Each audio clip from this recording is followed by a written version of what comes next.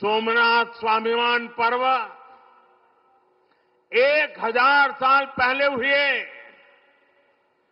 विध्वंस के स्मरण के लिए नहीं, ये पर्व 1000 साल की यात्रा का पर्व है। साथ ही ये हमारे भारत के अस्तित्व और अभिमान का पर्व है, क्योंकि हमें हर कदम पर, हर मुकाम पर सोमनाथ और भारत में अनोखी समानताएं दिखती है। जैसे सोमनाथ को नष्ट करने के एक नहीं अनेकों प्रयास हुए, दुष्प्रयास हुए, उसी तरह विदेशी आक्रांताओं द्वारा कई सदियों तक भारत को खत्म करने की लगातार कोशिशें होती रही, लेकिन न सोमनाथ नष्ट हुआ और न ही भारत नष्ट हुआ, क्योंकि भारत और भारत की आस्था के केंद्र एक दूसरे में समाये हुए हैं। साथियों, आप उस इतिहास के बारे में कल्पना करिए। आज से 1000 साल पहले सन 1026 में सबसे पहले गजनी ने सोमनाथ मंदिर को तोड़ा। उसे लगा उसने सोमनाथ का वजूद मिटा दिया, लेकिन कुछ वर्षों के भीतर भीतर सोमनाथ का पुनर्निर्माण हो चुका था। 12वीं शताब्दी में राजा कुमारपाल ने मंदिर का भव्य जीर्णोद्धार करा दिया था, लेकिन 13वीं शताब्दी के अंत में अलाउद्दीन खिलजी ने सोमनाथ पर फिर आक्रमण का दुस्साहस कर दिया। कहते हैं जालोर के रावल ने खिमजी सेनाओं से जमकर लोहा लिया। इसके बाद 14वीं शताब्दी की शुरुआत में जूनागढ़ के राजा द्वारा फिर से सोमनाथ की प्रतिष्ठा संपन्न कर दी गई। 14वीं शताब्दी के आखिरी वर्षों में मुजफ्फर खान ने सोमनाथ पर फिर हमला किया। वो हमला भी नाकाम रहा। 15वीं शताब्दी में सुल्तान अहमद शाह ने सोमनाथ मंदिर को दूषित करने की कोशिश की और इसी शताब्दी में उसके पोते सुल्तान महमूद बेगड़ा ने सोमनाथ पर आक्रमण कर मंदिर को मस्जिद बनाने की कोशिश की, लेकिन महादेव के भक्तों के प्रयासों से मंदिर पुनः जीवंत हो उठा। 17वीं 18वीं शताब्दी में औरंगजेब का दौर आया। उसने सोमनाथ मंदिर को अपवित्र किया, सोमनाथ को फिर मस्जिद बनाने की कोशिश की। उसके बाद भी अहल्याबाई होलकर ने नए मंदिर की स्थापना कर सोमनाथ को एक बार फिर साकार कर दिया। यानी सोमनाथ का इतिहास विनाश और पराजय का इतिहास नहीं है, ये इतिहास विजय और पुनर्निर्माण का है, हमारे पूर्वजों के पराक्रम का है, हमारे पूर्वजों के त्याग और बलिदान का है। आतताई आते रहे, मजहबी आतंक के नए नए आक्रमण होते रहे, लेकिन हर युग में सोमनाथ पुनः पुनः स्थापित होता रहा। इतनी सदियों तक का ये संघर्ष, इतना लंबा प्रतिकार,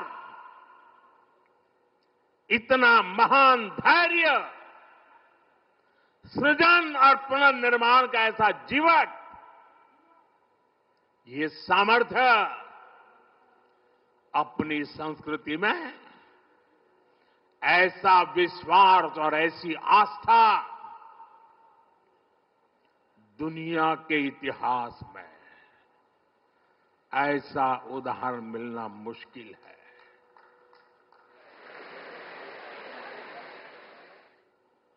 जरा મને જવાબ આપજો પહેલા।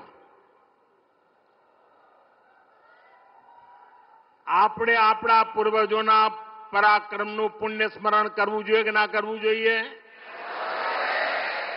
આપણા પૂર્વજોએ કરેલા પરાક્રમમાંથી પ્રેરણા લેવી જોઈએ કે નહીં લેવી જોઈએ?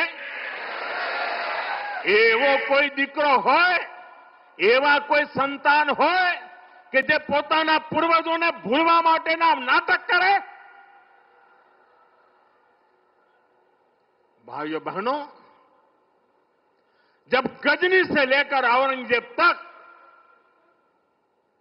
तमाम आक्रांता सोमनाथ पर हमला कर रहे थे, तो उन्हें लग रहा था कि उनकी तलवार सनातन सोमनाथ को जीत रही है। वो मजहबी कट्टरपंथी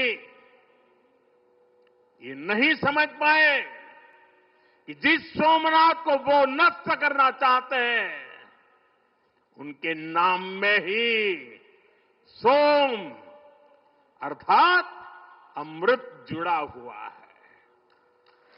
उसमें हलाहल को पीकर भी अमर रहने का विचार जुड़ा है।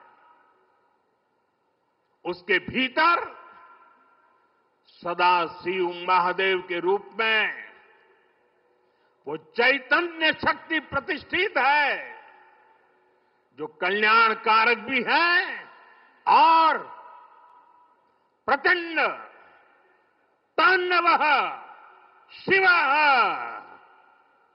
ये शक्ति का स्रोत भी है। भाइयों बहनों, सोमनाथ में विराजमान महादेव, उनका एक नाम मृत्युंजय भी है। मृत्युंजय, जिसने मृत्यु को जीत लिया हो, जो स्वयं काल स्वरूप है। यतो जायते पाल्यते येन विश्वम तमीस भजे लियते यत्र विश्वम, अर्थात ये सृष्टि उन्हीं से उत्पन्न होती है, उन्हीं में लय हो जाती है। हम मानते हैं त्वमेको जगत व्यापको विश्व रूप, यानी शिव पूरे जगत में व्याप्त है। इसलिए इस हम कण कण, कंकड़ कंकड़ में भी उस शंकर को देखते हैं। फिर कोई उन शंकर के कितने स्वरूपों को नष्ट कर सकता है? हम तो वो लोग हैं जो जीव में भी शिव को देखते हैं। उनसे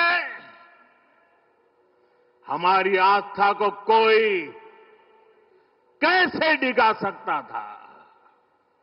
और साथियों, ये समय चक्र है कि सोमनाथ को ध्वस्त करने की मंशा लेकर आए मजहबी आतताई आज इतिहास के कुछ पन्नों में सिमट कर रह गए हैं। और सोमनाथ मंदिर उसी विशाल समंदर के किनारे गगनचुंबी धर्म ध्वजा को थामे खड़ा है।